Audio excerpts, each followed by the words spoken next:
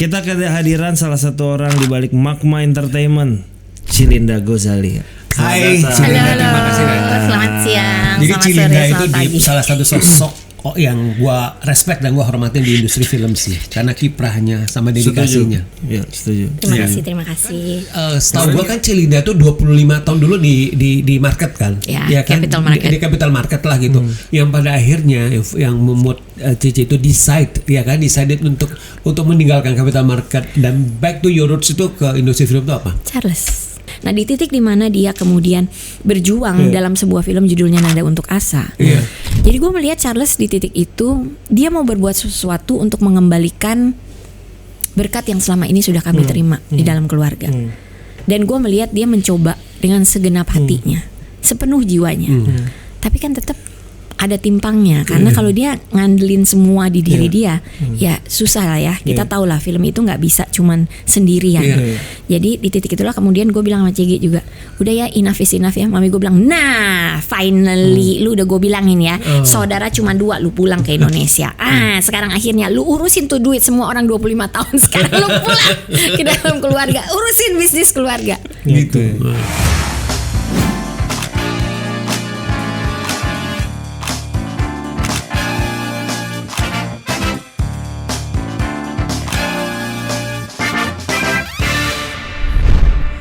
Halo teman-teman, balik lagi di program Di Belakang Layar. Hari ini di episode ke 230 kita kehadiran seseorang yang kita udah cukup lama menantikan juga. Saudaranya sudah kita undang. Sekarang another saudari kandungnya. Kita kehadiran salah satu orang di balik Magma Entertainment, Cilinda Ghazali. Hai, Cilinda, terima kasih. Selamat siang. Jadi selamat Cilinda sore, itu selamat pagi. salah satu sosok yang gua respect dan gua hormatin di industri film sih, karena kiprahnya sama dedikasinya. Ya, setuju. Terima kasih. Kemarin kita soalnya pas ngobrol berdua ngundang siapa gitu kan, lama-lama udah ini aja kita bisa bahas banyak nih kan. Iya benar. Udah Dan setuju. susah ngundang Cilinda, dia tolak padat gitu banget. loh. Betul. Nyaris kemarin kan karena mau menuju ke pada saat kita taping menuju ke Busan. Iya. Jadi Cilinda sekarang selain sibuk bersama Magma Entertainment juga sibuk bersama Jav Market sebagai director di Jav Dan Market. juga masih diaprovi kan? Juga di Aprofi. Iya, Aprofi. Betul. Asosiasi Produser Film Indonesia. Terlalu banyak kesibukannya. Bareng sama Dipa. Betul. Bisa Mas Ulung ntar masuk situ kalau tiba-tiba jadi produser Mas. Bisa. Ayo kita Gua jalankan. jadi manajer artis aja sudah. Gua udah happy. Cilinda tuh kan sebenarnya backgroundnya malah bukan film ya Ci ya? Iya, orang finance tahu gue. Iya malah banyak di finance ya Ci. Masuk ke film tuh tahun berapa Ci? Tiba-tiba masuk ke film? Oke, kalau secara sadar industri, waktu gue kecil aja gue udah sadar anak, ya. dia sebagai Karena anak dari Hendrik Ghazali pasti. Gue umur 3 tahun udah dibawa-bawa ke Kalau Hong Kong. Bokap gue Hong Kong, pos bukan di produksi Indonesia dulu nih. nggak ada pos produksi house Wah, di Indonesia. Zaman dulu. Itu kan berarti maaf nih Ci ya. Iya. Kalau 3 tahun Cilinda kan berarti ke Hongkongnya naik pesawat udah kan Betul. gitu. Naik pesawat sama penyanyi kur dari Jepang. Jadi gue dititipin sama anak-anak Jepang sama bokap gue sendiri. Umur 3 tahun. Umur 3 tahun. Itu udah Soekarno Hatta kan Ci? Belum. Masih Belum Kemayoran. dong, masih Kemayoran dong. Bayar fiskal lagi masih dulu ya? Oh, dulu nggak ada fiskal. Dulu nggak ada Tahun fiskal. itu nggak ada fiskal. Ci, Yes. zaman itu ke Hong Kong berapa jam? 4,5 lah, 4,5 sampai 5. Pokoknya Ingat gue bisa nggak tidur pesawat enak. apa sih? Garuda. Gue soalnya ngeliatin foto-foto tahun 40, 50, 60 pesawat tuh bagus-bagus loh man. Dan dulu ada yang ke Amerika langsung lagi. Betul. Iya kan? Ya, straight. Jadi gue cuma dititipin sama satu produser Hebat eksekutif Garuda Film. Itu pertama kali keluar negeri nggak sih? Iya, Sabta Suteja namanya. Oke. Tuh Oma Tiong. Jadi partner bokap gue. Oke. Jadi udah gue dilempar begitu itu. I'm like, Umur 3 tahun umur udah 3 tahun nih gue biasa. gak ngerti apa. Gue tuh terbayang kembali setelah gue lihat foto-fotonya. Bokap tuh lagi post pro-nya apa? Film Ranjang Pengantin. Maksudnya Ranjang Pengantin. Dari apa? Maksudnya audio kah? Apa semua jadi satu dulu ya? Semua. Kalau zaman dulu gitu Zaman ya? dulu semua begitu. Semua audio, gambar, even sound effect, isi itu di sana. Musik Jadi Idris Sardi dulu dipanggil dari Jepang karena dia lagi ada isi bikin musik. Terus datang ke Hong Kong bantu untuk isi musik film Lajang Pengantin. Terus udah gitu belum selesai dia bilang sorry, gue di sana ada konser. Jadi dia tinggal jadi materi semua dikasih ke bokap gue. Bokap gue sama Teguh Karya berdua yang ngisi dan segala macam. Jadi zaman itu biar teman-teman juga tahu nih, karena kan yang nonton juga kan banyak Iya. Ini walaupun 3 tahun masih inget kan cerita-ceritain terus. Jadi kan. zaman itu begitu selesai syuting post pro itu yang memang teknologi yang memungkinkan itu yang proper itu hanya di Hong Kong atau Jepang.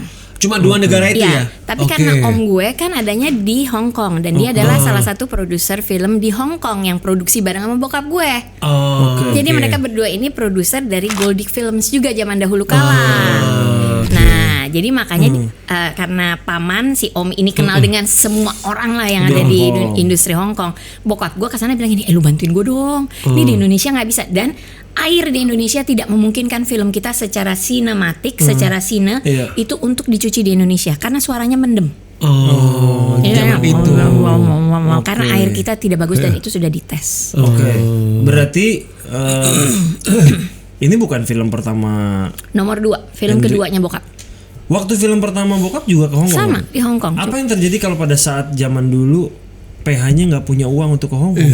Ada nggak, Eci? Ini mungkin dengar-dengar dari bokap lah. Kalau zaman dulu itu rata-rata mereka yang memang sudah mau produksi. Zaman dulu kan udah ada distributor. Kita nggak langsung ke exhibitor loh, kita ke distributor. Jadi sebenarnya sistem pre-selling semua dititipin. Jadi soal dana sebetulnya udah dari awal diketahui. Kita mampu atau kita nggak mampu. Kalau nggak mampu ya jangan bikin dulu. Karena kan seluruh negara bagian Indonesia itu banyak dan terpisah-pisah. Bahkan ada yang distributor cuma untuk satu kota, ada yang untuk satu kabupaten, ada yang untuk satu region. Dan dulu bioskop banyak lagi ya. Banyak sekali. Jadi, dan ada di lingkungan rumah. Jadi waktu kalau zaman itu ini penting nih. Ini pembelajaran. Maksudnya itu ini informasi yang sangat penting sih buat teman-teman ketahui juga. Berarti kalau dulu itu nggak seperti sekarang. Jadi nggak langsung ke exhibitor tapi ke distributor. Begitu film selesai diproduksi kan udah ada siapa yang akan mendistribusi film ini. Betul. Jadi biaya post pro udah dihitung lah kan. Sudah. Dalam bentuk production cost untuk marketing pun sudah ada. Karena zaman dulu marketingnya nggak kayak sekarang ya. Ngapain Ci dulu Ci? Dulu gimana Ci? Gue zaman dulu tuh gue ingat banget bapak gue gini. Pokoknya kalau udah selesai film nih, dia udah di Hong Kong nih, dia lihat kiri, dia lihat kanan, dia beli buku, dia beli ini. Gue bilang apaan sih itu? Ini caranya untuk memarketkan sebuah benda. Dia bilang ternyata itu film. Pulang ke rumah, dia beli apa? Gue nggak tahu namanya sekarang apaan ya. Kalau dulu kita bilangnya letter set. Jadi satu kertas yang kayak film kertas itu ada huruf A B C bla bla bla bla bla, ada pokoknya tanya atau apa segala macam. Itu dia bikin di satu kertas, terus dia tusir film apa, namanya apa, main kapan, tanggal berapa, apa segala macam. Itu kompetitor maksudnya? Enggak. Film kita. Oke. Setelah diadakan dia selalu mengadakan photoshoot. Yang jadi kamera jadi fotografernya juga bapak gua kadang-kadang. Zaman dulu kala. Iya kan? Sama adalah Pak Tri Utomo ada, Om Buyung Junaidi juga ada. Tapi pokoknya mereka bertiga itu dipilihlah satu gambar saja jadi. Sudah satu gambar itu selesai, terus di frame gitu ya. Nah, atasnya itu mau tulis saksikanlah atau akan segera tayang. Zaman dulu nggak ada kata tayang. Akan segera hadir di bioskop tanggal berapa. Itu satu-satu bokap gue ditusir huruf saksikan S A K. Itu semua. Terus habis itu udah selesai nih, bawa ke koran Kompas, bawa ke koran harian Indonesia yang Chinese. Di Chinese Koci Jepang itu mereka masih menerjemahkan ke dalam bahasa Mandarin berdasarkan yang bahasa Indonesia pakai foto yang sama. Karena itu terbitnya di harian Indonesia. Sinar Harapan ntar sore kita pergi lagi ke sono. Zaman dulu masih ada yang sore ya. Zaman itu berapa hari placementnya? Waktu itu berapa hari sih? Kurang lebih bisa sekitar 2 minggu. 2 minggu tuh tiap hari? Tiap hari keluar? Enggak. Jadi dia pertama apa gitu ya. Udah gitu nanti bokap gue cari lagi fotonya. Besok beda lagi. Bukan besok, biasanya itu dia ada jeda 4-5 hari lah sampai menuju H-5 4 3 2 1 jeng. Nggak ada ini berarti ya? Nggak ada cinema visit ya zaman dulu ya? Yang cinema visit itu adalah produser dan anaknya. Bukan talentnya berarti? Nggak ada dulu. Nggak ada. Nah, cinema visit itu bukan. Dulu yang ditarik-tarik sama bokap gue suruh ngikut itu sutradaranya. Karena dia bilang gini, film lu nih ya, lu lihat nih ya, berapa orang keluar tuh dari bioskop. Keluar tuh lagi nonton keluar. Iya, karena bokap gue kan bikin filmnya nggak semua komersial ya. Film pertamanya Om Slamet Raharjo, kalau Teguh Karya lain lah ya, visi misi dan dia tahu lah nilai komersial. Ini sutradara pertama, film pertama sutradara Slamet Raharjo. Judul filmnya Rembulan dan Matahari. Gue percaya lu pada, lu tahu, tapi lu pasti belum pernah nonton. Betul. Nih satu hari nanti gue akan bilang sama Mamat, Mat putar lagi Mat di Jaf ya kan. Itu film tentang warok. Syutingnya di Ponorogo. Bapak gue aja suruh pergi ketemu warok, bapak gue pikir gini, orangnya tinggi besar, gede, udah bapak gue udah siap-siap aja, maksudnya bersujud apa segala. Pas ketemu, Om Waroknya sangat rendah hati, sangat membumi dan kayak orang biasa. Jadi bokap gue bilang gini, jadi ini dia tanya masih selamat, Met, ini keahlian atau ininya di mana? Tunggu Om Hendrik, Bung Hendrik, dia panggil Bung Hendrik. Tunggu Bung Hendrik, kita akan lihat. Ini apa ada kayak semacam tradisional seremoni lah. Nah, baru di titik itu dia lihat tuh makan beling. Ini itu. Kalau diketemuinnya mah orangnya sangat normal aja. Bapak gue masa bikin film gitu ya, gue pas nonton itu, oke, apa ini ya maksudnya gimana ini ya. Jadi ada filosofi yang mau ditampilkan dari seorang Slamet Raharjo. Itu film tidak bisa menahan penontonnya. Kalau kayak sekarang sih gue rasa ya udah maaf ya Om Slamet, Om Mehmet minta maaf. Tapi itu film adalah satu film pembelajaran yang Om Slamet tuh ditarik dan dibilangin, lu kurang komunikatif. Masyarakat lu nggak ngerti, terlalu jauh. Lu ngerti tentang warok, tapi masyarakat Indonesia pada umumnya tidak mengerti kecuali di daerah situ. Lu mesti dengerin gua, kata bapak. Waktu film pertama itu produsernya Babe. Tapi waktu gini, waktu bokap terima cerita itu gimana tapi? Gini, dia tuh punya passion terhadap siapapun yang menurut dia, karena dia bukan orang film kan. Bokap itu orang pabrikan yang nyasar ke dunia film. Apa yang bikin Om Hendrik pada waktu itu sangat ada passion banget sama film. Teman-teman sekalian, jadi sedikit introduksi dulu ya. Jadi bapaknya Om LG sama Coach Charles Ghazali itu ada namanya Hendrik Ghazali, almarhum Hendrik Ghazali. Beliau itu adalah pendiri Garuda Film. Jadi Om Hendrik Ghazali itu adalah salah satu, kalau menurut gue itu adalah legenda perfilman Indonesia. Karena apa? Karena film-filmnya yang diproduksi itu contohnya Ibunda. Bukan Ibunda. November 1828. Ya kan? Itu salah satu film Panjang Pengantin. Perempuan dalam Pasungan. Gadis Penakluk. Nah, itu Mencari Cinta. Nah, itu dia. Gue tuh bingung entah kenapa nyokap gue tuh dulu ngasih nontonan gue waktu kecil adalah Perempuan Dalam Pasungan. Makanya gue selalu ingat film itu. Itu film legend loh tuh sampai sekarang. Betul. Itu lagi-lagi kenapa dia bikin juga film kayak gitu. Ini film tentang warok, yang itu film tentang wanita dipasung. Awal mulai bokap gue tuh nggak ngerti pasung itu, kata pasung itu apapun dia tidak mengerti, karena bokap gue sekolahnya bukan sekolah bahasa Indonesia. Dia sekolah bahasa Mandarin. Tapi dia lulus dengan baik karena dia punya prestasi baik dan dia punya kemampuan atletik yang luar biasa. Jadi dia ikut dalam perkumpulan basketbol nasional Indonesia Muda. Jadi sempat jadi atlet nasional. Sempat jadi atlet nasional untuk di PON 1-2. Cukup random ya bokap ya. Bisa bikin radiator mobil. Bagus.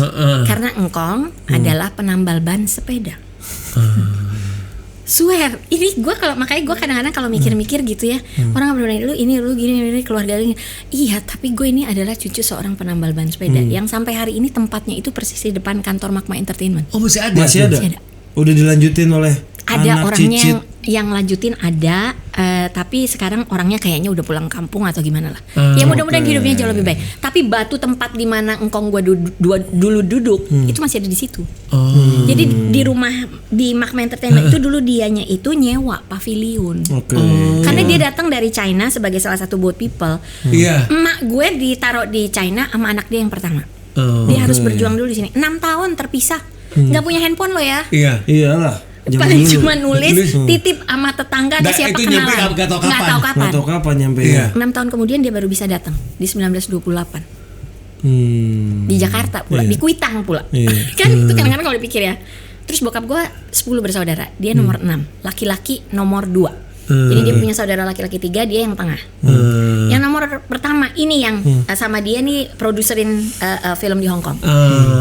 Sorry, bukan yang paling gede. Sorry. Yang nomor 2, I beg your pardon, Pap. Jadi bokap gue yang termuda sama yang nomor 2 ini yang produksi film. Yang nomor 1 terusin pabrik plastik. Sampai sekarang. sampai sekarang keluarganya masih Oke. gitu.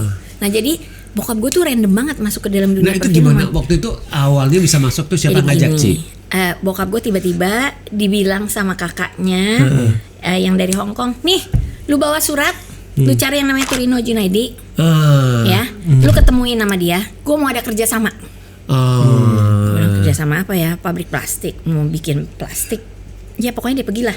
Begitu dia pergi, Turino bilang gini, ini budgetnya, ini pemainnya, ini nanti ada di studio Finas, ini itu. Bokap gue cuma diem aja. Iya maksudnya bagaimana ya Pak? Ini saya tidak mengerti gitu. Kan dia bingung ya, dia bilang nih, lu nggak tahu kita mau ngapain? Enggak, saya cuma dikasih surat mau bapak katanya gitu. Jadi ternyata itu adalah awal mula kerjasama berdirinya Garuda Film bersama dengan PT Sarinande Film. Iya, zaman Turino itu kan Junaidi. zaman itu kan legend tuh. Bikin film apa? Bikin film berjudul Bernafas dalam Lumpur. Susana dong. Susana pertama kali debut. Iya. Jadi dulu bokap gue saking nggak tahu apa-apa di dunia perfilman, ketika akhirnya punya ngomong nih sama kakaknya yang nomor 2, jadi kakak perempuan yang nomor 2 yang udah lahir di Indonesia, itu pemain panggung. Jadi dia kalau terima skrip ya dia ngerti lah ya. Terus dia baca, dia ini dia itu. Akhirnya jadi bapak gue bilang, lu mendingan pergi sama gue nih, gue nggak ngerti apa-apa soalnya. Jadi mereka ngomong lah tuh, ngomong bisnis ngomong segala macam. Oke, setuju untuk jadi investor di film Bernafas dalam Lumpur. Jadi kemudian begitu pulang, tante gue udah pulang, bapak gue di situ. Jadi Pak, selanjutnya saya mesti apa? Loh, kamu bisanya apa? Ditanya sama Om Turino. Ya, kalau di film saya nggak bisa apa-apa. Bisa nyetir? Oh bisa. Kalau nyetir saya jago kata bapak gue. Jadi bapak gue jadi umur berapa tuh kira-kira bokap? Berarti bokap gue 31, 32 lah ya. Jadi bokap gue bilang ini, nyetir mas saya jago. Gitu kan. Jadi sama Om Turino Junaidi dia dijadiin apa? Dia dijadiin supir di produksi buat antar dan jemput Susana.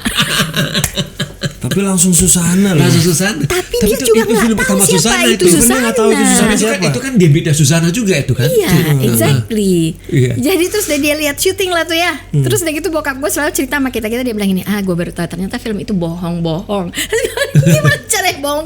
Itu semua di set. Dia bilang di studio Penas itu semuanya, warungnya, jalanannya, rumahnya, ini itunya segala macam. Jadi selama ini dia pikir nyata berarti. Dia pikir nyata. Jadi dia liatin. Udah dia liatin, begitu udah selesai, film itu ternyata box office luar biasa. Iya. Jadi katakan lagi nih, kalau modalnya itu adalah X, mungkin mereka terima balik sebagai investor itu bisa 70-80X. Iya. Di zaman itu luar biasa.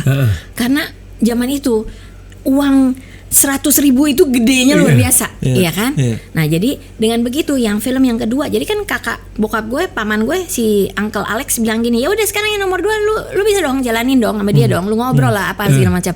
Udah, jadi pada titik itu bokap gue ikut yang produksi yang kedua, produksi yang ketiga dia ikut. Nah selama dia ikut, dia mempelajari segala proses, bukan lagi sebagai supir. Bokap tuh memang begitu orangnya, mungkin learning proses dan learning curve-nya itu cukup bagus ya. Jadi dia bisa paham. Dan selain itu karena dia mengerti hidup itu berasal dari bawah, maka kemudian dia mau ini semua juga, kemudian dia bisa. Jadi dia deket sama siapapun. Dia nggak cuma nanterin Susana di film kedua ketiganya, figuran pun dia antar, dia jemput. Buat dia nggak jadi masalah. Karena siapapun yang ada di dunia perfilman dalam produksi, ya itu bagian dari hidup dia gitu loh. Sampai dia akhirnya di satu titik ketemulah ini si Teguh Karya. Dan di titik itu film import yang diberikan kuasa dari asosiasi, kan dulu ada asosiasi film Mandarin, ada asosiasi film Amerika gitu ya. Bokap gue di film Mandarin karena kan kakaknya produser sama dia. Jadi film-film yang diproduksi sama Om Alex itu di Indonesia kami rilis, kami jadi distributor juga untuk independen. Tapi kan keluar peraturan, lu kalau mau import satu film, lu harus bikin 2 film nasional. Oh gitu peraturannya. Zaman itu ya. Jadi bokap gue di titik itu siapa nih yang diajak kerja sama? Dia ketemu bisa-bisanya sama Teguh Karya. Teguh Karya kan dulu bikin panggung di Hotel Indonesia. Bokap gue tuh salah satu penggemar bubur ayam di Hotel Indonesia. Jadi ketemunya di sana. Jadi ngobrol lah pada zamannya lah ya. Oke. Jadi dia ketemu, dia ngobrol-ngobrol gini gitu. Tahu-tahu Teguh Karya sama bokap gue ngobrol. Gue pernah ingat satu malam nyokap gue lagi nungguin bapak gue ini nggak pulang-pulang. Gue juga gini, ada apa sih kok nggak pulang-pulang gitu ya. Akhirnya bokap gue pulang juga jam 2 apa jam 3 gitu. Gue udah setengah ngantuk, gue bangun. Dia begitu pulang penuh dengan semangat dan dia bilang gue ketemu sutradaranya. Nyokap gue bilang iya udah tidur dulu lah, tenang dulu. Enggak, gue mesti cerita ini karena kita udah bersepakat kita akan bikin film cerita dari kita, tapi ini yang garap Teguh Karya. Siapa Teguh Karya gitu, nyokap gue bilang kan. Ya udahlah pokoknya ngobrol, ternyata Teguh Karya masuklah ke dalam kehidupan keluarga Ghazali.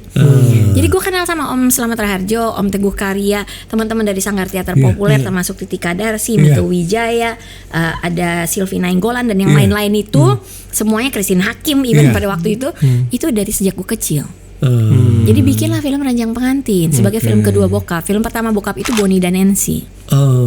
Yang lucunya setelah itu Ranjang Pengantin itu adalah sebuah film yang cukup fenomenal karena di waktu dia buat film itu menceritakan kisah tragedi sebuah rumah tangga. Tapi setnya memang kemampuan Sanggar Teater Populer Om Teguh Karya. Oh Tuhan, itu gue tahu betul tempat itu karena kami setiap hari pulang pergi ke sana. Itu Sanggar Teater Populer yang ada di Kebun Kacang. Sekarang udah nggak ada tempatnya.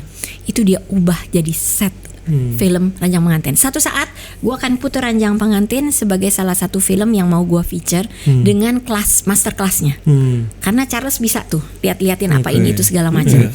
Tapi setelah berhasil dengan Ranjang Pengantin yang menyabet 4 Piala Citra, tapi tidak Best Picture.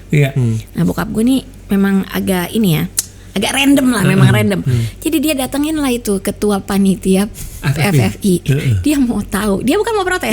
Dia cuma pengen tahu, Pak, kan saya menang 4 piala ya Pak, tenis semua, tapi bukan film terbaik. Film terbaiknya di tahun itu, tahun 74 itu adalah Senyum Pagi di Bulan Desember, filmnya Rano Karno, Kusno Sujarwadi, sama Santi Sardi yang baru meninggal almarhumah. Nah, jadi kenapa dia menang cuma 1 piala, tapi kenapa Best Picture? Kenapa film dia menang cuma 1 tapi langsung? Di zaman itu, di zaman itu masih boleh tuh. Kalau sekarang nggak mungkin. Nggak mungkin. Sekarang kan mesti ada teknis, minimum ada 4 sampai 5 gitu kan. Nah, jadi ada kategorinya, ada kriterianya. Zaman dulu enggak. Zaman dulu lebih opini. Tapi si ketua penjurian ini menyatakan gini, lu punya film tuh sampai 90%, everything is good, fantastic, 10%-nya di belakang. Itu endingnya itu.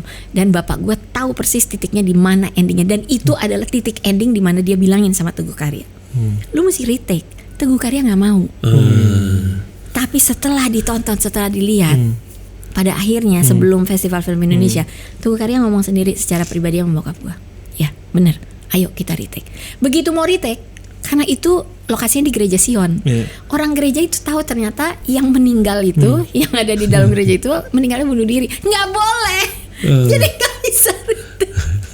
Nggak bisa retake. Itu sayang banget. Dan itu it makes a whole lot of a difference. Bapak gue tuh belajar sampai urusan-urusan yang sekecil itu. Dia bukan penulis skenario, dia bukan kameramen, dia cuma produser. Tapi menurut dia, insting dia storytelling dari cerita ini. Dan ada satu kalimat dialog yang harusnya itu menjadi sebuah pertanyaan, tetapi diucapkan, ini bagian dari retake yang bokap gue bilang, itu harusnya bukan pernyataan dari seorang anak kecil terhadap kakeknya yang selama ini dia nggak pernah kenal. Harusnya itu sebagai sebuah pertanyaan. Om siapa? Bukan Andre udah tahu Om siapa? No, karena selama ini si kakek itu tidak pernah ada dalam kehidupan pernikahan si bapak ibunya ini karena dia tidak merestui. Itu kecil begitu tuh. Tapi pengaruh ternyata signifikan. Jadi film ketiga bokap gue lebih gila lagi. Dia ambil dia benar-benar ambil anak tukang sate yang di jalanan untuk dijadiin bintang. Judul filmnya Si Bagong Mujur.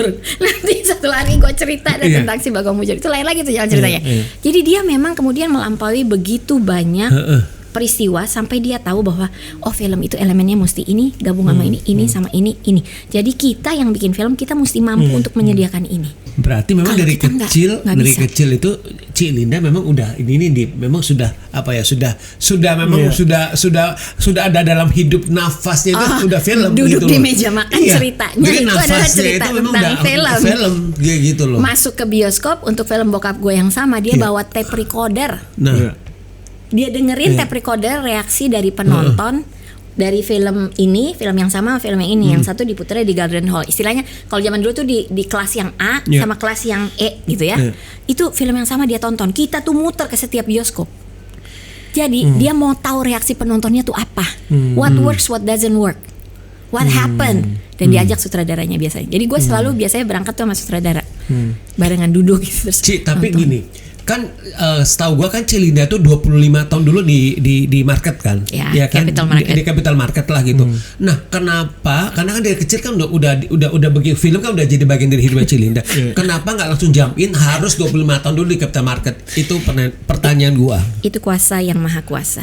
Karena gue sebenarnya dulu nggak mau belajar finance. Itu bukan my forte sebenarnya. Malah sebenarnya justru maunya film. No, I want to be a psychologist. Oke, paham. Gua Gitu, paham. ya kan? Itu. Jadi karena gue mau jadi psikologis, bapak gue contohin di titik itu ya, orang kalau lagi banyak urusan mau ke psikologis itu resistansinya tinggi luar biasa. Jadi bokap gue bilang, nggak ada ya orang Chinese ya ngomong sama orang luar kalau lagi di dalam keluarganya ada problem, jangan jadi psikolog.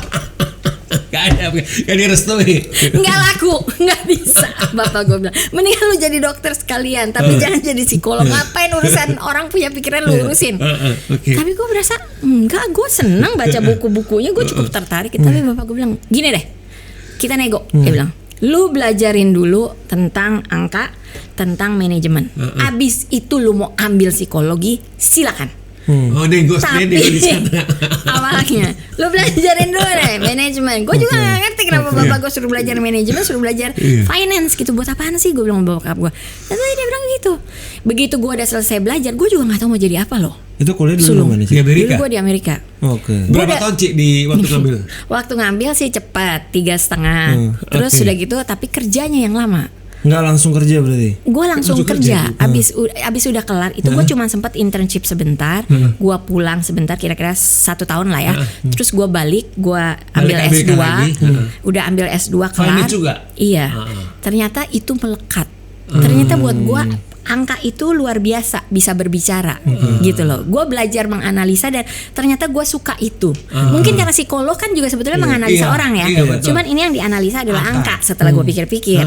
Jadi kemudian setelah itu kerja tuh. Karena gue rasa gini, menarik juga ya. Ini negara yang, ya bokap gue bilang gini, negara yang terstruktur, sistemnya itu berbeda dengan negara kita berkembang.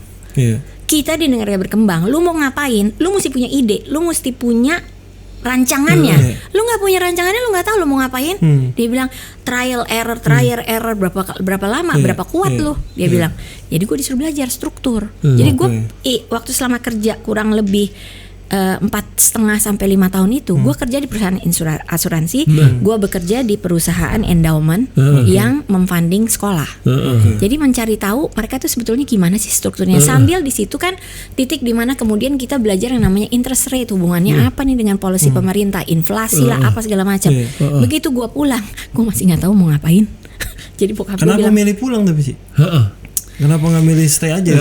Oke begini, gue tadinya berpikir bahwa gue dengan tujuan hidup apapun, gue nggak pulang ke Indonesia juga gue nggak apa-apa, ya kan? Gue bisa hidup kok selama gue punya tujuan. Itu adalah prinsip hidup gue awalnya.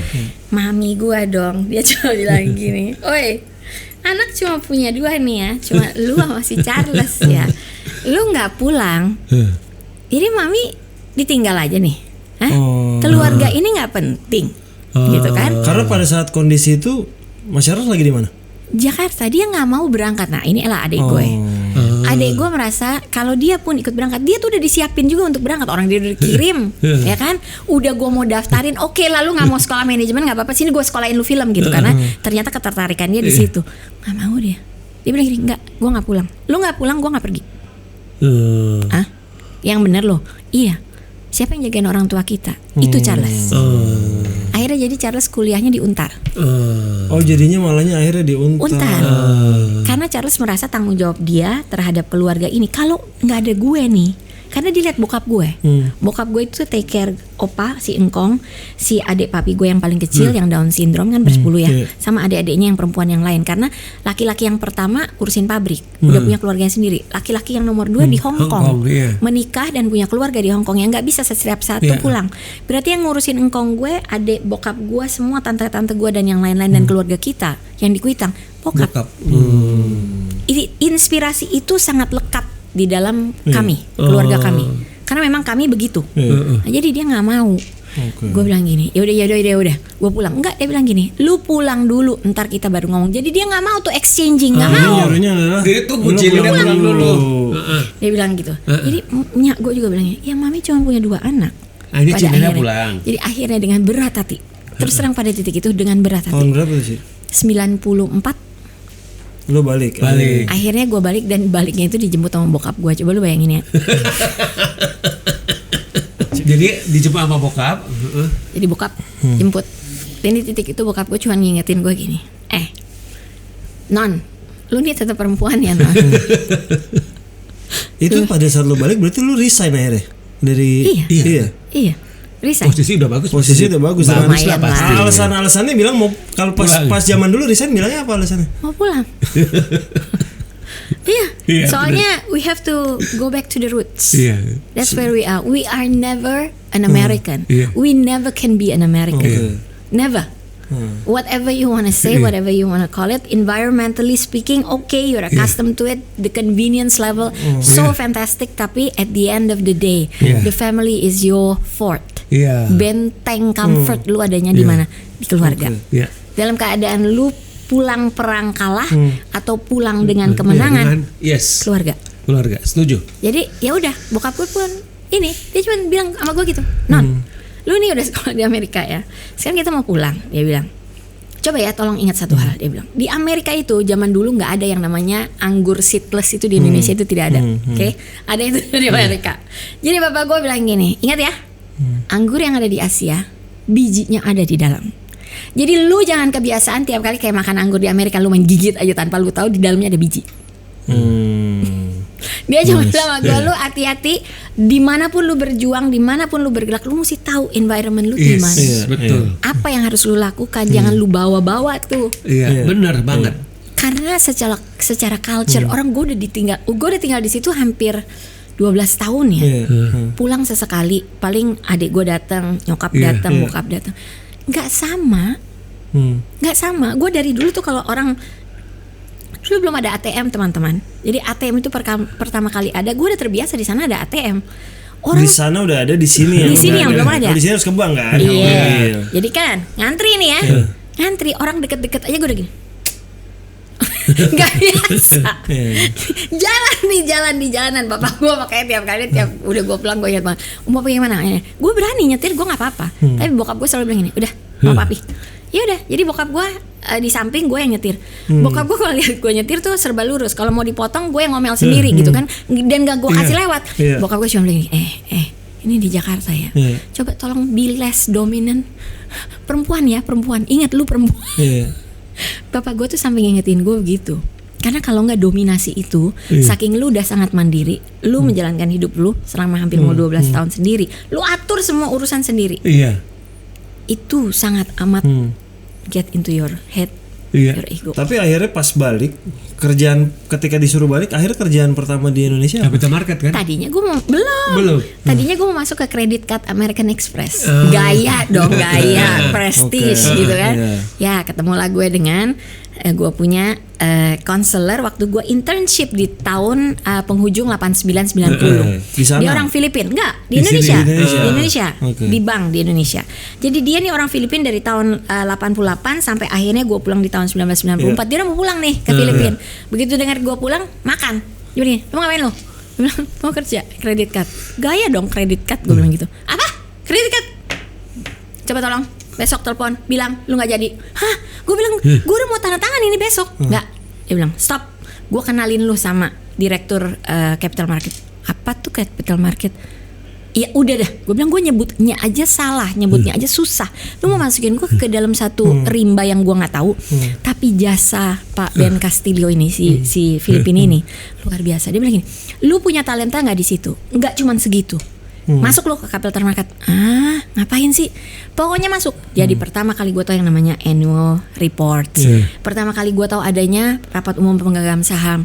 Pertama kali taunya Telkom, Indosat yang sampai listing dual listing di New York apa segala macam. Itu gue go through it sampai ke financial crisis. Tapi pembelajarannya gue memang dikasih dan ditaruh di tempat-tempat yang malaikatnya itu banyak. Gue tanpa mereka I'm nothing guys. I could study and learn learn everything in America, but they don't teach me how to live my living. Iya. Enggak, sama sekali. Dia cuman menjadikan gue sebagai pribadi yang egoistik malah. Iya. Mandiri gitu. Tapi perjalanan gue di dalam perusahaan yang susah payah selama sampai 25 tahun. Jadi dalam 25 tahun gue di Capital Markets, 6 tahun pertama itu gue jadi analis. Gak punya kemampuan jualan. Sampai seseorang mempercayai gue, Hasan Ukim namanya, orang Bandung yang ada di ABN AMRO. Dia berikan gue kesempatan, lu jangan jadi analis, sini lu belajar. Gue gak ngerti apa-apa, susahnya setengah mati mau jualan gimana ya. Sampai akhirnya gue jalanin tuh sampai kelar. Gue bisa memimpin ya salah satu perusahaan lah ya yang ada di industri dengan segala tantangan dan kebaikan, keburukan. Gue kenal beragam orang. Ya mau itu regulator, mau itu teman kerja, mau itu kompetitor. Wow, itu di situ sih gila sih 25 tahun itu. Tapi that is what enrich my life. That is what humble me a lot. Nah, terus yang pada akhirnya yang membuat Cici itu decided untuk meninggalkan capital market dan back to your roots itu ke industri film itu apa? Charles. Tahun berapa tuh, Ci? Tahun 2015. What did he say to you? He didn't say a thing. Charles is a man without words. Jadi He does it with his actions. Gue lihat dia jungkir balik. Gue lihat dia setengah mati. Waktu itu masih Garuda Films atau Magma udah? Sudah Magma Entertainment. Magma. Jadi gue bersama dia setuju di tahun 2003 mendirikan Magma Entertainment tanpa gue ikut serta di dalamnya secara penuh. Jadi masih gue cuman weekender. Dan Garuda Film tetap ada lah sebenarnya. Ya. Walaupun udah mulai nonaktif ya, karena di awal di mana mulai mati suri, bokap gue udah nggak punya rasa ketegaan untuk produksi. Tapi kalau di Magma bokap nggak involve sama sekali. Bokap komisaris. Iya, cuma ini aja ya. Tapi dia mau tahu dan kadang-kadang konsultan. Jadi kita kalau ada skrip ada apa kita tetap kasih bokap. Dan bokap itu for some reason memang instingnya yang luar biasa. Kodrat itu lahir Kodrat antara lain. Kodrat 1 itu pasti dia masih ikut serta dong. Ya. Sangat. Dan dia bilang gini, begitu dia selesai baca skripnya, ini lompat dikit. Dia bilang sama si Charles yang gini, apa yang kamu tunggu? Ngapain lu tunggu? Ayo bikin ini film. Gitu. Gue bilang, kenapa sih semuanya selalu kayak ragu-ragu gitu? Gak usah khawatir. You have to break through, bokap gue bilang. Karena di titik itu dia juga deg-degan karena Magma sudah berdiri mau 19 tahun, tetapi belum punya film box office. Jadi dari situ dia cuma lihat persistensinya si Charles. Nah di titik itu dia cuma bilang gitu, mau cari bintang, oh Tuhan, dari yang paling awal sampai yang paling, lu udah deh, gue udah nggak tahu berapa kali gue udah ngomong Mas Lum, gue udah nggak tahu berapa kali lagi gue ngomong juga masih Vino di titik itu, tapi schedule nggak masuk ya, gimana itu, sampai memang pandemi memungkinkan semua itu, dan di titik itulah bokap cuma bilang, udah jalan. Gitu. Jadi dia yang kemudian ngasih lihat ini loh bisa di sini, ini loh ada ujungnya ada di sini, lu jalanin aja gitu. Tapi memang Charles diligent orang. Nah di titik dimana dia kemudian berjuang dalam sebuah film judulnya Nada untuk Asa, kerjasamanya dengan Komsos Keuskupan Agung Jakarta waktu itu, bintangnya setengah mati banyaknya, tapi kami mengerjakannya secara pro bono. Jadi gue melihat Charles di titik itu dia mau berbuat sesuatu untuk mengembalikan berkat yang selama ini sudah kami terima di dalam keluarga. Dan gue melihat dia mencoba dengan segenap hatinya, sepenuh jiwanya. Tapi kan tetap ada timpangnya, karena kalau dia ngandelin semua di diri dia, ya susah lah ya. Kita tahu lah film itu nggak bisa cuman sendirian. Jadi di titik itulah kemudian gue bilang sama Cigi juga, udah ya enough is enough ya. Mami gue bilang, nah finally lu udah gue bilangin ya, saudara cuma 2, lu pulang ke Indonesia. Sekarang akhirnya lu urusin tuh duit semua orang 25 tahun. Sekarang lu pulang ke dalam keluarga, urusin bisnis keluarga. Gitu. Karena bokap gue tidak pernah buka suara satu patah kata pun. Charles tidak pernah bilang, Cik tolongin gue gitu. Nggak pernah. Mami gue aja yang mengamati. Jadi di antara titik-titik tertentu antara bokap sama nyokap itu ada influence-nya. Jadi mami gue cuma bilang gini, iya anak mami cuma 2, mau ngapain? Gitu loh. Yaudah di titik itu gue mulai bantuin dia, mulai ngeliat, itu kayak pembelajaran balik kayak di Capital Markets di tahun 1994, masuk di tahun 2015 di Magma Entertainment secara penuh. Dia Cilinda full time di Magma tahun berapa? 2015. Mulai dari 2015. Nada untuk Asa tuh pertama kali ikut atau apa? Juara? sebelum Juara Nada Untuk Asa Iya, dulu. Nada Untuk Asa dulu. Sri Mulat belum ikutan dong, Ci? Udah ikutan, Udah ikutan, tapi ya? di titik ikutannya itu lebih ya gitu, weekender. Weekender. Oke. Jadi lebih kayak gini, oke ada problem ini, oke tunggu ya bentar ya, gue kelainin dulu kerjaan gue bentar ya, habis udah kelar Iya. baru gue kesana Iya, gitu. iya. Yang kadang-kala juga it's not the best. Iya. Buat filmnya, buat keluar Iya. timing kan, Iya, film is all benar. about timing, Iya. gitu. Oke. Akhirnya yang full 100% dari awal sebelum preparation itu Nada apa? Untuk Asa ya. Nada Nada Untuk Untuk Asa. Asa. Baru setelah Nada Untuk Asa itu Juara. Juara habis itu Sobat Sobat Ambiar. Ambiar. Kodrat, Ya. Pemukiman Setan, Iya. Kodrat 2. Iya, Oke. betul. Itu udah tuh barengan. Awal mulanya juga kan sama kru gue kayak gini, ini gimana ya? Oke. Karena ternyata berurusan dengan manusia itu jauh lebih sulit ya. Iya. Kalau kita di capital market tinggal nyuruh. Number saja kan angka juga. Ini, itu, udah jangan ganggu gue gitu. Oh di film nggak bisa ya teman-teman, lu gitu, abis lu. Berarti dari semua produksi Magma itu 100% yang direct? Charles. Iya. Karena Jadi. kami bukan rumah produksi studio ya. Oh iya. Dan memang Charles passionnya adanya di situ. Memang dari dulu Dia percaya. Dari awal memang DNA-nya seperti itu Betul. kan. Karena dia juga dari dulu penulis skenario. Iya, betul. Jadi sama bokap tuh waktu lagi masih bikin sinetron di ujung setelah film itu mati suri, Iya. bokap itu sebetulnya mau tutup Garuda Film. Oke. Gua bilang sama bokap gue jangan ditutup. Iya. Gitu loh. Enggak, ntar dulu, tunggu. Nah, itu ternyata Tuhan bukakan jalan. Jadi Deep sebenarnya kalau balik lagi ya, ini kita bicara back then ya. Ya. Gua kan pernah diundang sama Magma itu nonton Finding Sri Mulat, Deep. Iya. Jadi pas gua datang dan gua nonton di sana sebenarnya gua kenal dengan Cilina sama dengan Charles. Iya. Nah, pas gua nonton Finding Sri Mulat itu aku udah seneng. Gua suka sama filmnya. Karena Reza kan? Reza sama Rianti. Karena I'm a Kartek. big fans of Sri Mulat, Sri Mulat. kan.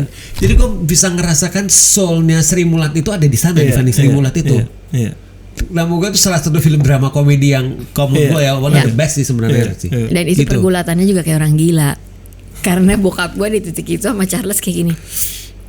Ini ada satu cerita. Jadi di tahunnya Finding Sri Mulat, Charles itu sebenarnya akan menikah. Dia tuh nungguin gak mau nikah karena gue gak nikah-nikah.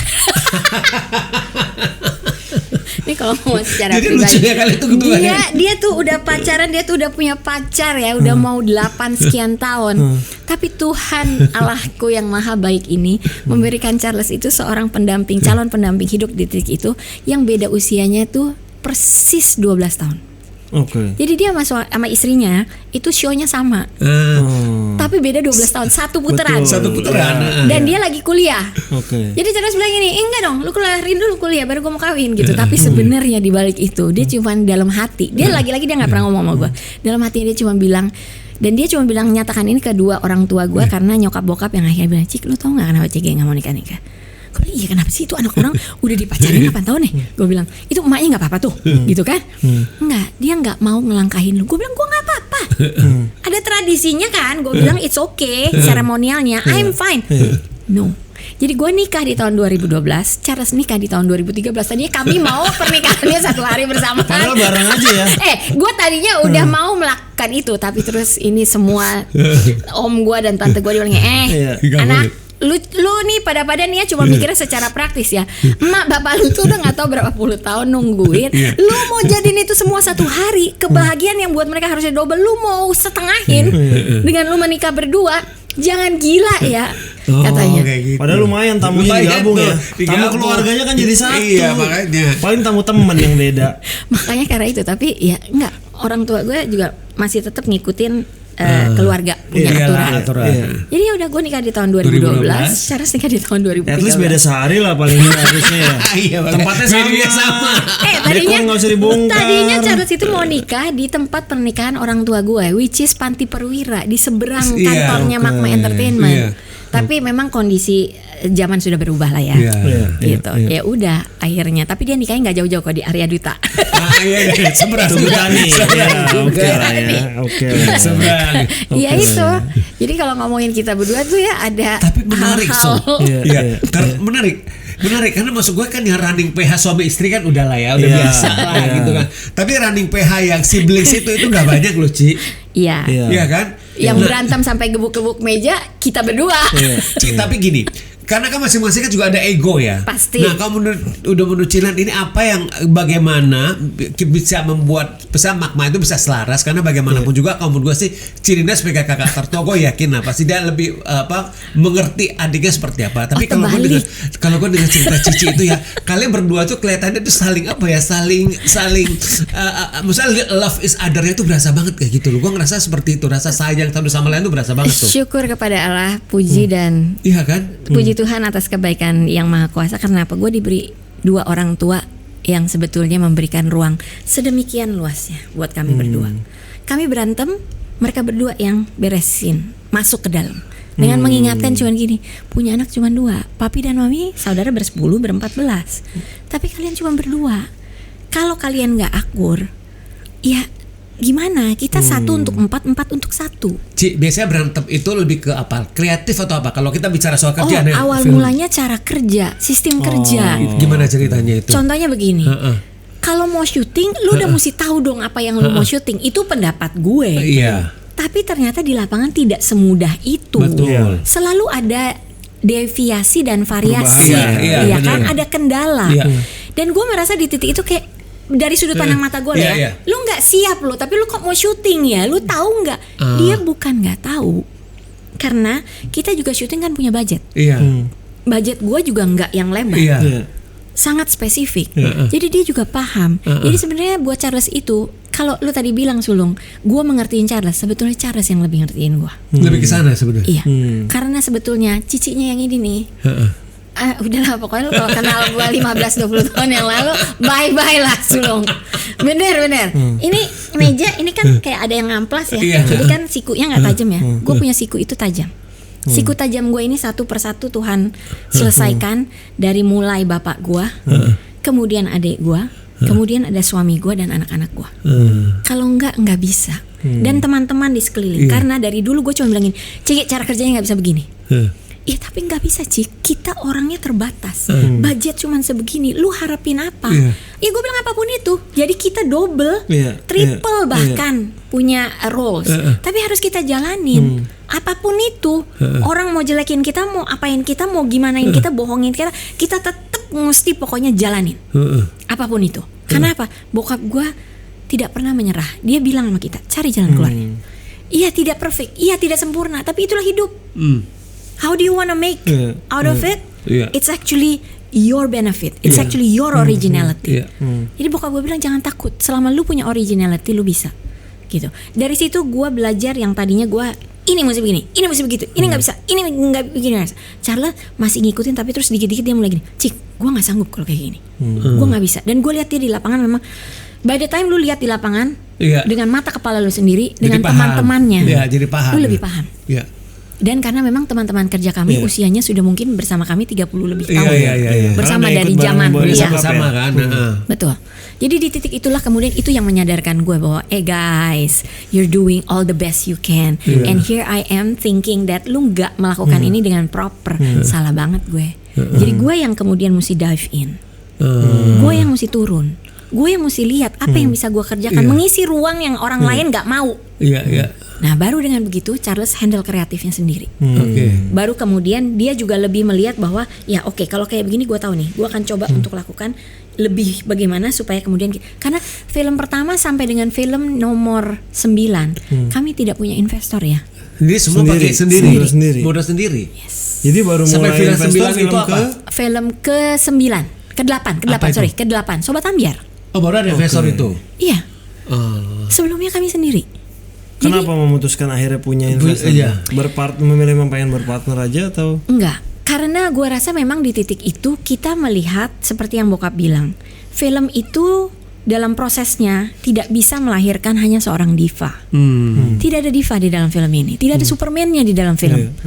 Yang ada adalah orang-orang yang punya keinginan yang sama, tujuan yang sama, kehausan yang sama untuk kepengen bikin film yang baik. Masuk quote itu. Tidak ada diva atau Superman dalam sebuah film. Tidak ada. Yang ada adalah kita jadi satu dengan satu keinginan untuk buat film Superman yang bagus. Nah, jadi di titik itu kemudian gue merasa oke nggak bisa nih. Kalau nggak kita yang menyatukan, mereka udah mengulurkan tangan, kita nggak nyambut ya selesai lah, kan gitu ya. Sementara mereka nih buat apa? Namanya tertulis, tapi orang nggak tahu siapa mereka. Yang mereka tahu siapa yang punya duit, siapa yang main di dalam filmnya, siapa yang kemudian koar-koar tentang film itu. Iya. Kalau menurut gua enggak. Ngangkat yuk, sama-sama yuk. Memang mereka yang harus punya tempat yang pantas, itu mereka berhak sama haknya. Pembedanya cuman memang mereka bukan investor dari sisi material atau finansial, tapi mereka adalah investor waktu, investor energi, investor dari segala kemampuan dan talenta mereka. Tanpa mereka kita nggak bisa ngapa-ngapain. Sebelum Cilinda datang tuh berarti produser di Magma tuh langsung bokap. Berarti Mas Charles langsung ke bokap. Lu bayangin lah ya. Jadi urusan bisnis perduitannya di bokap. Ya, gua kebayang sih. Bokap dengan bokap. Ya kalau Om Slamet bilang, bapak lu tuh kalau pegang duit itu kayak pegang air di tangannya. Gimana coba pegang air di tangan? Tapi nggak setetes pun keluar merembes. Itu bokap.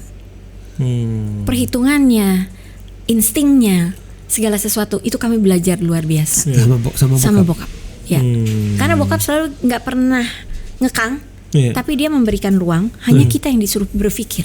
Nih gue cuma punya duit segini nih. Lu mau apain? Mau habisin 1 hari bisa. Tapi abis itu ya nggak ada lagi. Nggak ada. Ya, konsekuensinya ya lu tanggung gitu. Nggak ada cost gitu pokoknya. Lu pergi lu foya-foya nggak punya duit pulang. Ya udah. Gitu. Itu bokap. Dan nyokap mendukung itu. Jadi kami ini terbiasa dari dulu kalau soal keuangan nyokap bokap itu selalu disiplin. Nah, Cici dapetin itu tuh. Iya. Lessons itu Cici dapat tuh. Nah, itu yang membuat gua ketat di awal, tapi begitu diketatin, gue juga lihat orang setengah mati ya. Jumlah orang yang kerja juga kan zaman dahulu kala, zaman bokap gue syuting itu satu kelompok itu paling berapa mobil sih? 4-5 mobil gitu kan, 50-70. Bokap gue begitu tahu kita syuting Sobat Ambyar, 150 orang ini pada ngapain semua gitu kan? Karena biasanya nggak segede itu. Dulu itu semua generalis. Bisa melakukan apapun. Oke. Orang yang lagi nganggur pun, sini bantuin gua untuk ini gitu. Nah, lu bayangin dulu Charles jadi stuntman, tapi tidak punya tim koreografi dan safety stunt timnya. Jadi dia pernah loncat dari gedung ke gedung itu nggak pakai safety man. Itu kalau nggak kuijin, nggak Tuhan melindungi, gua nggak tahu apa namanya. Iya benar. Bener-bener karena dia dulu melakukan fight. Dia itu dulu adalah stuntman-nya Ari Wibowo, stuntman-nya Marcelina Lefran, stuntman-nya even mereka-mereka yang pokoknya ada fighting dan susah. Charles turun. Zaman sinetron. Dan bokap gua nggak tahu itu. Jadi dia taunya gara-gara abis ngedit ada satu adegan bagus, hajar kaca keren banget sama bokap gue. Slow mo aja. Jangan cepet, pas di slow mo kelihatan mukanya. Muka anaknya dia langsung gini, terus dia panggil kita semua, dia bilang gini, lu tahu gak dilakukan Charles? Iya tahu sih Pap. Siapa yang kasih izin? Jadi semua tahu sebenarnya. Semuanya tahu, cuma bokap gue nggak tahu. Karena kami tahu nggak bakalan dikasih. Dia sih ada gurunya Tanaka almarhum, kan, yang mendidik dia dengan karena dia martial artnya tuh basicnya adalah ipsi. Iya. Jadi dia belajar secara fisik, secara apa dia tahu caranya, selahnya dia tahu. Tapi kan bokap kagak tahu ya. Wah itu abis kita. Dia bilang gini, gue berhentiin aja nih produksi. Udah nggak usah ada produksi ini. Sempet sesaat itu 4-5 hari lah. Baru Charles pelan-pelan ngomong sama bokap. Pap, siapa lagi? Iya kalau mau pakai stuntman pemainnya warnanya putih, tapi terus stuntmannya hitam. Kan gak bagus ya Pak. Jadi Charles tuh ada dikit-dikit tuh estetikanya tuh dia mau tetap terjaga sebagai sebuah karya. Jadi dulu latihannya bareng sama Ari, sama Marcel, sampai pokoknya apa yang bisa dia lakukan. Sekarang sih dia pasti akan bercandain dirinya. Gua nggak mampu sekarang, dia anaknya udah 4 gitu kan ya. Tapi teknis kemampuan gue percaya dia punya. Dan dia pemegang kamera dari dulu. Itu salah satunya. Semua tuh autodidak. Gue mau sekolahin dia di New York Film Academy, udah gue ambilin aplikasinya. Pokoknya dia cuma begini. Kalau gue pergi, Magma Entertainment tidak punya sutradara. Terus lu mau ngapain? Nggak produksi. Gue bilang gue cari sutradara. Ya belum tentu semua orang mau kerja dengan sistem dan environment kita di saat itu. Dia bilang udahlah. gue juga tetap belajar kok. Jadi akhirnya diambil kelas apa segala macam online. Dulu kan belum ada ya. Tapi pokoknya apapun yang bisa dia lakukan, dan dia pembelajarannya itu adalah dengan apa? Nonton banyak-banyak film. Mau itu film Indonesia, film Hong Kong, film Thailand, film India, semua dia tonton. Gue tuh masih ingat banget waktu lagi zaman dahulu kali gue belajar sama dia, gue paling stres kalau mami gue udah bilang gini, coba ya belajarnya berdua. Aduh, dalam pikiran gue udah nih bentar lagi ada bunyi-bunyian nih. Gue paling nggak bisa tuh belajar dengan musik lah, dengan apa. Dia belajar bisa sambil nonton film Superman. Udah nonton film Superman yang pas Superman lagi mau terbang, atau lo tau gak dia ngapain? Dia play pause. Habis lah headnya itu dari Betamax segitu gedenya. Karena gue bilang, lo mau ngapain sih? Ya gue pengen tahu gimana caranya itu dia bikin dia terbang. Gue pengen tahu. Itulah dasar dia. Cara belajarnya kayak gitu. Itulah tidak ketahuan di slow mo tadi. Itu. Ini berarti berikutnya film ke tanggal 23 Oktober film ke berapa? Film 13. Tumbal Darah akan tayang 23 Oktober, sutradara masih Charles Gozali. Ini kan kali ini kan kerjasama dengan bertiga ya, Yes. Cinemaco dan juga Wahana Creator. Gimana bisa berkolaborasi menggandeng tiga? dua pihak? Sebenarnya juga masih ada produser-produser lain yang tergabung dalamnya, kayak Pak Tony Rames, VMS, juga ada samaranya si Pak Ben, Nah, jadi kami itu sebetulnya kan sangat terbuka mau kerja sama siapapun. Sobat Ambiar Charles kerja bareng dengan sutradara pertama juga waktu itu si Bagus Bramanti yang menulis, kan. Charles tuh tipe orang yang sangat akomodatif. Dia mau kerja sama siapapun gitu. Kalau satu hari nanti bisa kerja sama dengan siapa, menurut dia iya, karena akan ada transfer of knowledge satu sama lain. Nah, jadi pada waktu lagi dia ketemu sama Mas Aris tuh teman lama dia. Salman Aristo. Iya, Salman Aristo. Dari sejak zaman di Kompas, dari sejak zaman dia jadi penulis di Ada Apa Dengan Cinta, ayat-ayat cinta segala macam tuh, pokoknya dia udah kenal lah. Nah, jadi Mas Aris itu selalu sama Charles tuh teman ngobrol yang enak. Sampai satu saat dia ketemu dan dia bilang gini, Ciki, lu kan lagi bikin film horor ya? Gue mau bikin film horor tapi gue nggak tahu gimana caranya. Tapi gue punya cerita yang kayak gini nih. Banyak. Itu cerita dari Wahana Creator. Nah, jadi ketika ngobrol sama Charles bilang gini, premisnya menarik nih. Tapi gimana treatment horornya, Cigi? Ditanya masih Mas Aris gitu kan. Jadi akhirnya mereka ngobrol sehingga kemudian terjadilah pembicaraan dan sampai di titik dimana Charles bilang gini, kalau begini message-nya bagus tapi treatmentnya nggak bisa nih. Tapi Wahana tetap tapi mesti ada nilai value-nya gitu. Nah, sementara ada nilai value yang kita tahu dari film-film Wahana Creator, mereka selalu punya message. Sementara dari Charles tuh punya treatment horor. Mau itu actionnya, mau itu ada sedikit komedinya, mau itu ada sedikit jump scare dan yang lain-lainnya. Tapi pokoknya Charles punya satu keunikan sendiri. Terus kan kita pikir ya, ini udah dijadiin satu. Terus kan kita perlu penontonnya ya. Anak-anak muda nih jengah, selalu kritis, selalu ini itu dan segala macam. Siapa yang bisa kita ajak untuk kita juga gawangin nih jumlah penonton ini juga bisa disupport dari komunitas. Maka kemudian muncullah nama Cinemaco gitu. Jadi kita mencoba dengan 3 kemampuan dan 3 keunikan masing-masing PH.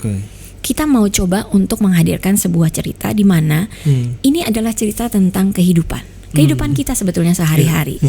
Boleh premisnya berbeda, tempat berbeda, tetapi ujung-ujungnya adalah benar nggak sih hidup mati kita di tangan Tuhan? Benar nggak sih bahwa dalam kehidupan ini kita kalau disuruh berjuang, kita mau aja? Karena premisnya itu cukup menarik. Pasangan suami istri mau mempertahankan dan menyelamatkan anaknya. Tapi ternyata jalan hidup membawa mereka ke sebuah rumah sakit aborsi. Yang di dalamnya itu justru ciptaan Tuhan yang paling dasar dan paling murni itu dijadikan tumbal untuk pesugihan. Itu kan kayak nabrak gitu.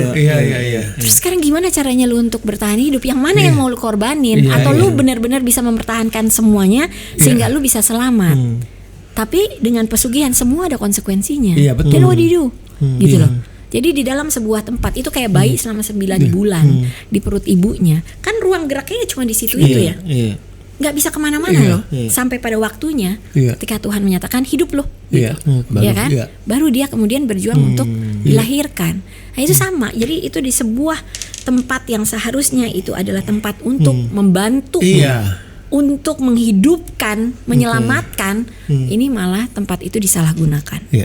Jadi masuknya ke satu. Itu jadi makanya terjadi benturan dari sisi Wahana Creator mau ada message. Hidup itu berharga. Gitu. Dari kami treatmentnya oke. Lu mau horor nggak apa-apa, tapi dramanya cukup. Ini lu ikutin ceritanya sampai ke titik mana. Dan Sinemaku membawa bahwa ayo kita perkenalkan ini ke dalam komunitas anak-anak muda. Ya biar nggak penasaran, sebagai penutup mungkin teman-teman bisa nonton inilah potongan trailer dari Tumbal Darah. Kalau mereka sampai lepas, kalian tumbalnya. Kakak sudah dapat uang kok belum, Kakak? Uang untuk biaya lahir saya belum cukup.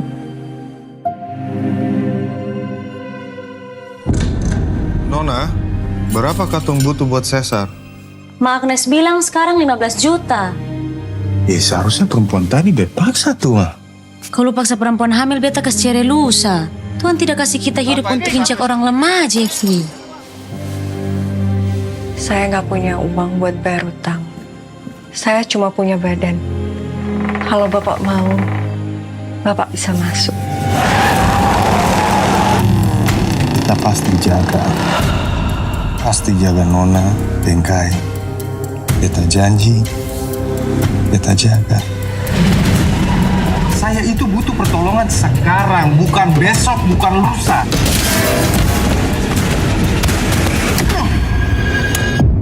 Tolong saya dong. Kamu datang ke tempat yang salah.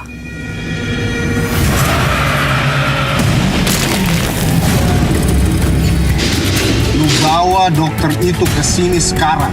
Lu kalau minta tolong nggak usah songong. Lu jangan main-main. 1 bulan dia cari tumbal, dapetnya gembel penyakitan kayak gitu. Sekalinya bayinya mati, lu nyalahin gua. Dan kita semua akan mati malam ini gara-gara lo. Gua masih punya tumbal. Kalau mereka sampai lepas, Woi, jangan lari! kalian tumbalnya.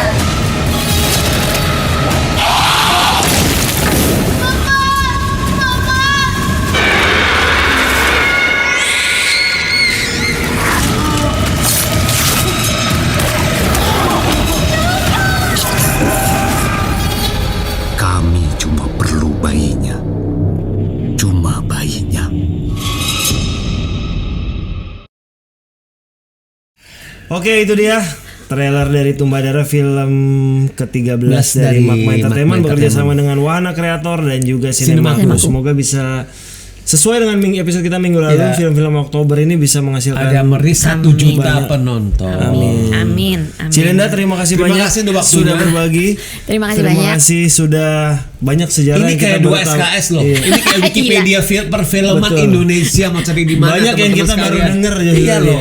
Aku boleh nitip Wikipedia satu nggak? perfilman Boleh, Indonesia. Untuk semua teman-teman yang punya passion terhadap film, siapapun Anda di luar sana, mau bagaimanapun jalan ceritanya, jangan lupa ya, 29 November sampai dengan 1 Desember akan ada JAF Market, Betul. tempat pasar film Indonesia di mana semua orang akan ke sana, akan bertemu, akan menjadi sesuatu di sana. Jadi rame-rame ke Teman-teman Jogja. sekalian, ayo kita ke Jogja pada tanggal 29 November sampai 1 Desember. Iya. Mau sekalian nonton JAF-nya juga Iya. boleh. Jadi Nanti sekalian. teman-teman bisa ketemu dengan Cilinda, ada Mas Dipa juga, Yes. Kabu Ada juga Mas di Sulung sana, juga. gue juga datang. Iya. Iya, Pokoknya Ya, kita still rame. dikit boleh. Ada booth Imaginary di Iya sana. kan? Yeay, Kita akan mantep bertemu di banget. sana. Yes. Jadi sampai ketemu juga di Jogja. Sebelum ke Jogja sampai ketemu 23 Oktober tadi di bioskop Iya. Yes. untuk nonton Tumbal Darah. Tumbal Darah. Cilinda, terima kasih. Terima kasih Cilinda Terima untuk kasih. waktunya, Terima ceritanya, kasih. pengetahuannya. Semoga Sehat-sehat kita semua. ditunggu karya-karyanya berikutnya setelah Tumbal Amin, Darah. amin. Terima Terima kasih kasih. banyak. Teman-teman yang udah nonton episode 230, terima kasih seluruh kru yang bertugas. Kita ketemu lagi episode 231. Terima kasih. Thank you.